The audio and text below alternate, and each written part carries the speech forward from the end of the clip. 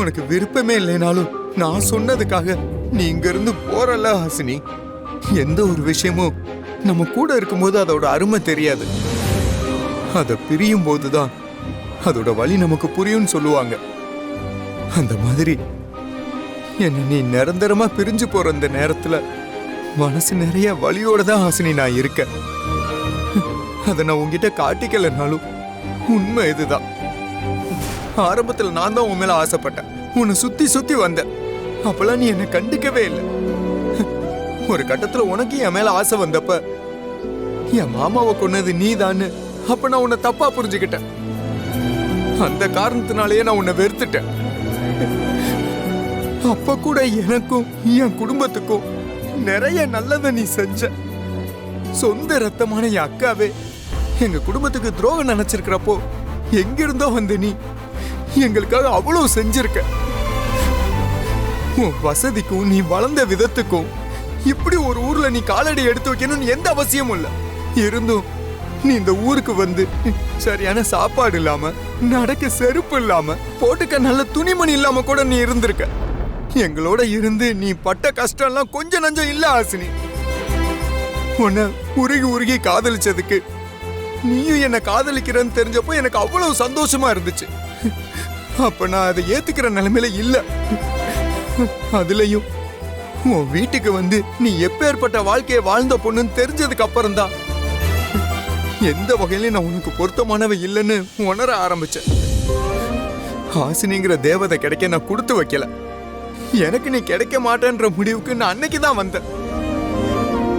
நான் வேணும்னு நீ எந்த அளவுக்கு மனசுல உறுதியா இருக்கன்றதெல்லாம் எனக்கு புரியாமையோ தெரியாமையெல்லாம் ஒண்ணும் இல்லை.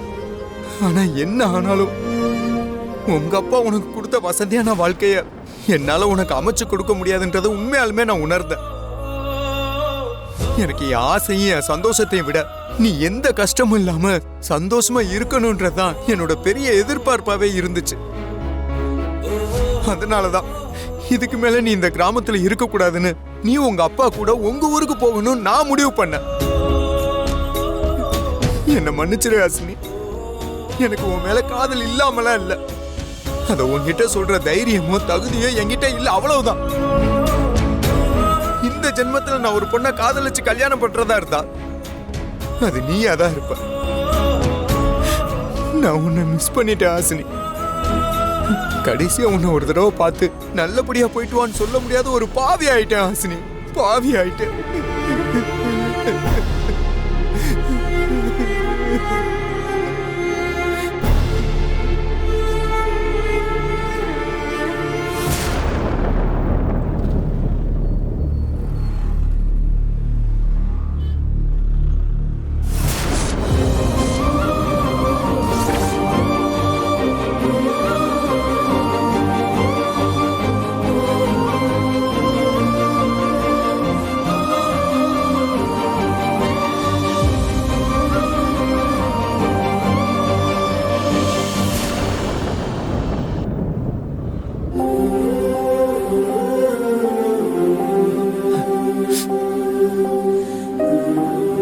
ஹாசினி,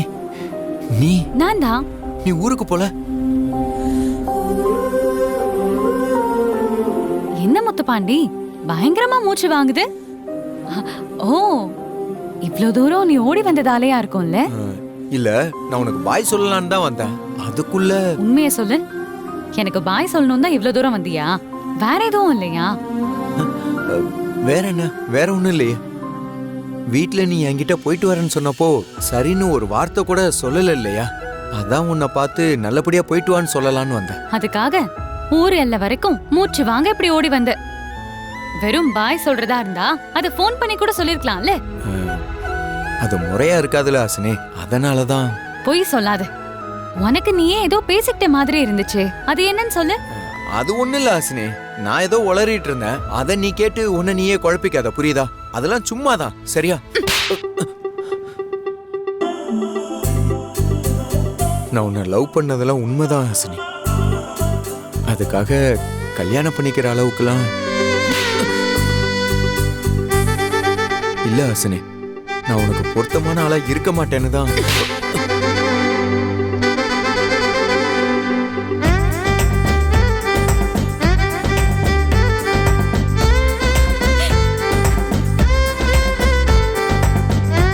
மன்னிச்சிரு ஹாசினி. நீ இல்லாம என்னால இருக்க முடியாதுங்கிறத நான் ஒத்துக்கிறேன். எனக்கு தெரியும் தடி மாடு. உனக்கு ஒரு நல்ல வாழ்க்கை அமையும்னு உங்க அப்பா சொன்னதாலதான். அந்த வாழ்க்கை தான் வேணும்னு நான் எதுவும் சொன்னேனா? நான் உன் கூட இருந்தாதான் சந்தோஷமா இருப்பேன். அது ஏன் உனக்கு புரிய மாட்டேங்குது? மரமண்ட. நான் மரமண்டதா. எந்த ஒரு விஷயமும் எனக்கு லேட்டா தான் புரியும். நீ என்னை விட்டு போயிட்டேன்னு எவ்வளவு பயந்துட்டேன் தெரியுமா? இனிமே எந்த ஒரு காரணத்துக்காகவும் நான் உன்னை விட்டு பிரியவே மாட்டேன்.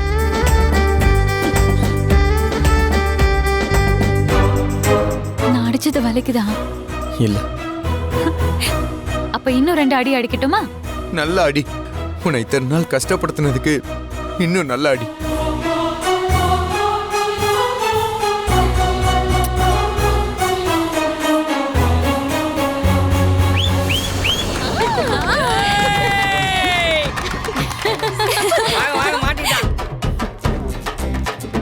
அப்பாடா, இப்பவாச்சும் முத்து மாமா ஹாசினி அக்கா மேல உள்ள லவ் ஒத்துக்குச்சே. சூப்பர். அடுத்து என்ன? முத்து மாமாக்கும் ஹாசினிக்கும் கல்யாணம் தான். ஆமா மாஸ்னே, இவன் மறுபடியும் மனசு மாறக்குள்ள சீக்கிரமா அவன் கழுத்துல தாலியை கட்ட சொல்லு.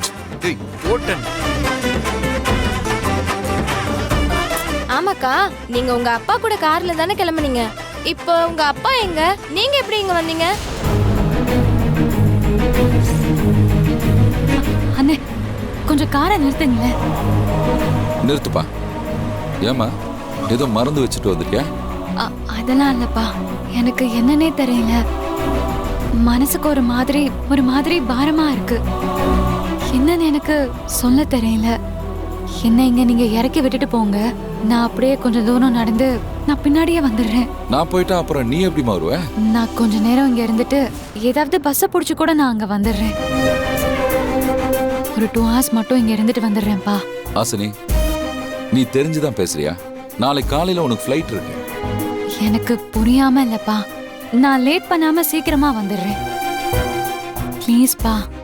சரிம்மா, உன் இஷ்டம். வரேன். ம், சரிம்மா.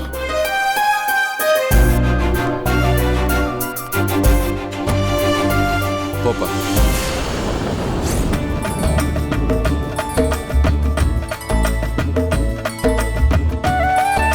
ஹாஸ்னே, நீ திரும்ப ஊருக்கு போக போறதுலன்றத உங்க அப்பாட்ட ஃபோன் பண்ணி சொல்லிருமா. அப்படியே உங்க கல்யாண விஷயத்தையும் சொல்லி அவர் அப்படியே காரை திருப்பிட்டு வர சொல்லுமா.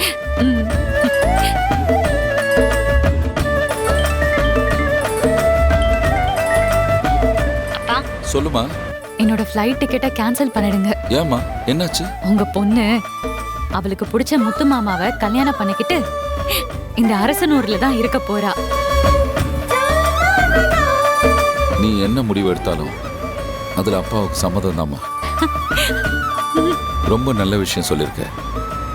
ரொம்ப சந்தோஷம். தேங்க்யூப்பா. சரிப்பா, நான் போனை வைக்கிறேன்.